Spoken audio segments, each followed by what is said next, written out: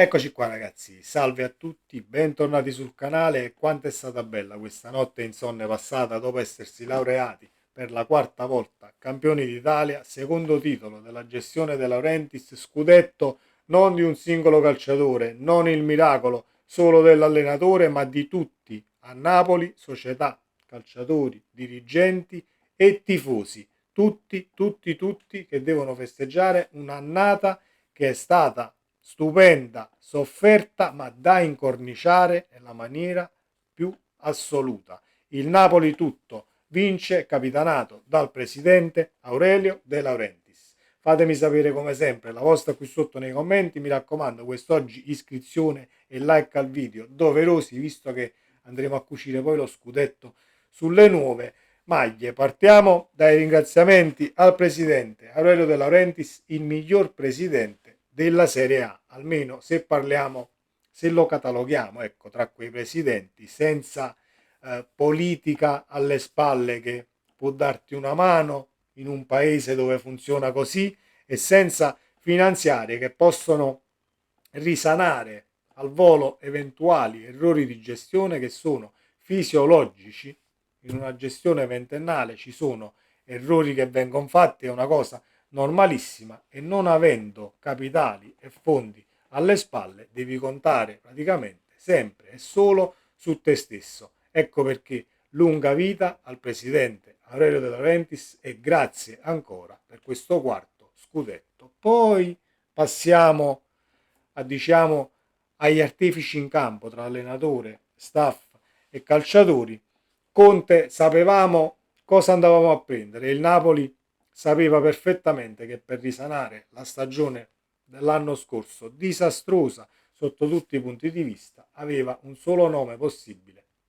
da poter ingaggiare. L'ha fatto ed è arrivato tutto lo staff e Conte ha risanato qualsiasi cosa, tutto ciò che c'era da risanare è stato fatto. Mentalità, calciatori che valevano 1500 lire dopo l'annata dell'anno scorso che hanno riacquistato, anzi hanno acquisito ancora di più valore dopo la gestione di quest'anno e con lo scudetto conquistato un punto sopra all'Inter e quindi missione compiuta. Mi rifaccio anche alle parole di Aurelio De Laurentiis uscite da Radio CRC, non mettiamo carne a cuocere, vedremo poi il proseguo per quanto riguarda la panchina, ma non è questo il video, se ne va Conte, rimane Conte, interessa ben poco perché c'è da godere di un titolo sofferto e a un certo punto del campionato però voluto, perché da qualche partita diciamo che è stata la svolta, così come ci ha detto Conte in conferenza stampa, ma lo sapevamo un po' tutti che quell'1-1 con l'Inter, con il gol di Billing, ti ha reso consapevole di potertela giocare poi con la squadra più forte del campionato senza farla scappare. Ecco perché il Napoli deve trarre assolutamente insegnamento da questa annata, perché fino a questo scudetto tutte le volte questa situazione punto a punto comunque ti ha portato ad arrivare sempre e sistematicamente dietro. Ecco perché dal punto di vista del peso specifico dei personaggi che metti sulla panchina e diciamo ingaggi a Napoli, devi azzeccare sempre le scelte, le devi azzeccare sempre, perché poi è anche quello che fa la differenza, al di là dei calciatori che poi ti vengono a richiedere, che riesci al limite a comprare o non riesci, però il peso specifico dei personaggi che dirigono poi tutta la baracca, gestendo la proprietà capitanata sempre da Aurelio De Laurentiis, diventano un punto fondamentale per quanto riguarda la continuità di successi, di prestazioni, che poi arrivi secondo, vai in Champions League un anno vinci qualcosa, un altro anno ci provi, ma al limite per meriti anche avversari arrivi secondo o terzo. Gestirle così porta a gestire situazioni ovviamente così in maniera oculata, cercando di fare le cose come si deve, porta sempre a risultati. Poi se in panchina hai uno come Antonio Conte che è un vincente e il palmarès parla da solo, così come il cammino che ha fatto in determinati in determinati momenti in Serie A con altre squadre, ma anche in Premier, con il Chelsea. Allora diciamo che mettendo tutto insieme diventa fantastico andare ad alzare questo tricolore in faccia all'Italia, che poi in quel di giugno sapeva già cosa si poteva aspettare. Io da tifoso, ma credo un po' tutti quanti, non ci aspettavamo sicuramente di vincere lo scudetto da subito, ma visto l'andazzo del campionato e comunque le avversarie che hanno sbagliato più di te, abbiamo portato a casa il tricolore. Con questo non voglio dire che non è uno scudetto poco meritato, nella maniera più assoluta, anzi, a maggior ragione, essendo una classifica a punti, sei arrivato davanti a tutti sbagliando molto, ma molto meno degli altri e andandoti a giocare una finale da finale. Perché il Napoli ieri, anche diciamo dal punto di vista del sottoscritto, con tutte le perplessità del caso, prima che iniziasse il match avevo un tantino paura, ma era più una paura sulla doppia sfida. Comunque c'hai l'altra partita in contemporanea, ma ero consapevole che il Napoli poteva fare una partita molto ma molto convincente. Infatti così è stato, partita più che convincente dal punto di vista delle occasioni, 13 occasioni create, il Cagliari non ha mai visto quasi mai, scusatemi, diciamo il gioco di parole che poi non serve a niente, ma è la stanchezza, ma credo che siamo tutti sulla stessa barca. Quest'oggi 13 occasioni create, pronti via, Raspadori a fil di palo, Zambo di testa comunque non la sfruttiamo al settimo minuto, Spinazzola in ripartenza monumentale, ma sbagliamo poi sulla ribattuta che Politano poteva un attimo, senza tirare subito al volo e diciamo vanificare la situazione, poteva aspettare l'inserimento in area di rigore di un calciatore del Napoli per poter poi sfondare la porta, e nemmeno lì diciamo sfruttiamo la situazione. L'imbucata di Di Lorenzo, l'occasione di Rachmani, e siamo ancora nei primi 20 minuti, al 21esimo segna l'Inter e lì ovviamente tutti quanti noi ha segnato l'Inter, tutti quanti zitti, cercando di stare calmi, perché quest'annata ci ha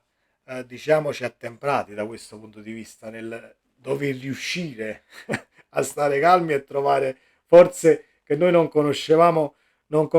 nemmeno. Lukaku si divora il gol al 25esimo lanciato in area di rigore, sempre imbucata, se non erro, perché sono stanco, ma se non erro il passaggio era di Gilmour, che ha fatto una grandissima partita. Ieri Spinazzola, altro gol mangiato, e arriviamo al 42esimo dove tocco qui e Scott. È tutto l'anno, è tutto questo campionato che comunque ho sul riscaldamento alle apparecchiature anomalo. Scott dappertutto. Scott ha fatto un grandissimo gol. Scott ha fatto un gol da attaccante puro, con il difensore che gli ha strattonato la maglietta, difensore addosso, la girata in area di rigore, che poi finisce centrale, e addirittura devo sentire dal commento italiano, perché sento la partita in olandese e ovviamente hanno elogiato il gesto tecnico, e devo sentire poi in Italia che poi la palla è finita, sì, centrale, sotto al braccio del portiere. Ragazzi, quei gol non li puoi mai prendere da portiere. Diciamo, hai l'attaccante o il centrocampista, hai l'avversario che ha calciato con quella potenza a ridosso quasi della linea di porta, non si prendono. C'è da elogiare il gesto tecnico e c'è da elogiare il miglior calciatore del campionato. Il miglior calciatore del campionato, andando poi a pescare società che hanno speso 40, 50, 60 milioni, da Bergamo a Torino ad esempio, un Cop Manners di turno, senza accocchiare, detto in napoletano, praticamente niente. E noi invece, pescando dalla Premier, troviamo calciatori che tecnicamente non si discutono, ma di uno spessore fuori dal normale, anche perché la situazione che McTominay va a placare Rachmani che si innervosisce dopo che Piccoli voleva fare il bullo e prendersi 5 minuti di gloria con un Cagliari che comunque a livello di intensità è diciamo tra virgolette cattiveria agonistica, ha fatto assolutamente la sua partita. McTominay legge la situazione, va da Rachmani quasi nel volerlo picchiare, nel dirgli senti, portiamo a casa la partita, siamo campioni d'Italia, senza lascialo perdere a Piccoli che comunque resterà piccolo com'è, anche per quanto riguarda le caratteristiche tecniche, perché non stiamo parlando che diciamo era un Luis Nazario da Lima, Ronaldo che stava facendo il bullo, anche perché calciatori del genere dal punto di vista umano non arrivano a queste situazioni cercandosi di ritagliare poi i 5 minuti di gloria che non avranno mai più, e McTominay va a placare qualsiasi situazione, riportando poi il compagno di squadra sul pezzo, un Rachmani che ha fatto un campionato stratosferico, ma poi faremo le pagelle di tutta l'annata, eh, calciatore per calciatore, membri dello staff ovviamente inclusi e tutta la società. Arriva il gol dell'1-0 e ci tranquillizziamo, almeno io, tranquillissimo perché era un Napoli che non poteva assolutamente mai perdere o pareggiare la partita di ieri, visto ciò che hai creato nei primi 45 minuti, tanto è vero che poi la ripresa si torna in campo con lo stesso piglio senza vedere quel Napoli arretrato cercando di difendere il vantaggio e quant'altro. Arriva ovviamente poi il 2-0 di Lukaku. Arriva il 2-0 di Lukaku con quella pallata in campo aperto, terra di nessuno, che Lukaku si va a prendere senza avere poi quei picchi di velocità di quel nigeriano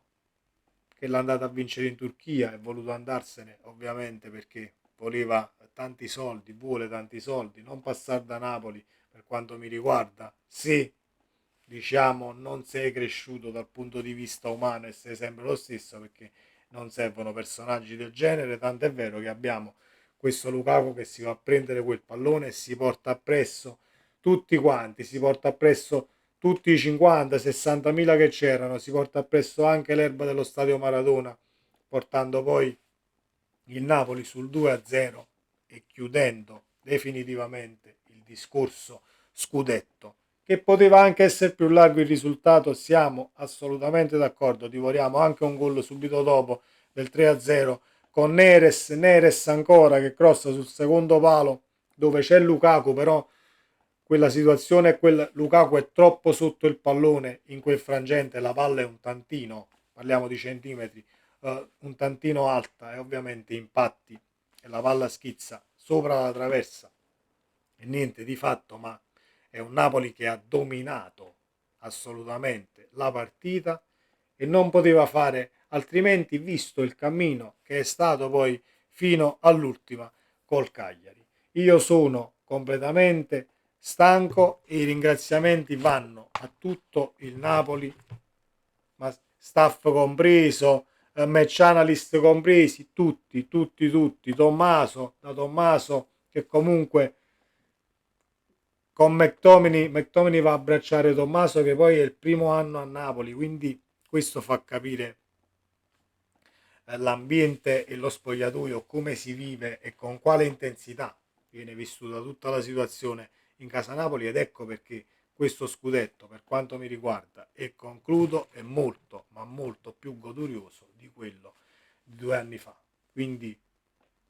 diciamo un pezzo alla volta, ci godremo un giorno alla volta perché poi smaltire tutto ciò che è stato, la sofferenza e tutto quel che ci è voluto, l'applicazione che poi i calciatori hanno dovuto mettere partita dopo partita,